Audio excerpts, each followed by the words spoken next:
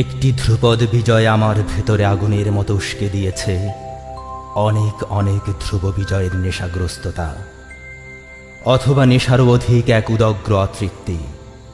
তাছাড়া আমার কেবলই মনে হয় একটি ধ্রুপদ বিজয়ই প্রথম বিজয় নয়, কিংবা শেষ বিজয়ও হতে পারে না। প্রভাত কি একবারই হয়?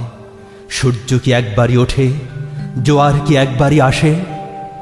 মূলত একটি অকাট্য বিজয় মানে হচ্ছে অসংখ্য বিজয়ের নাম ভূমিকা, না হয় তারও আগের শুদ্ধতম পরিকল্পনা সমূহের এক একটি অবিশ্রান্ত খসড়া।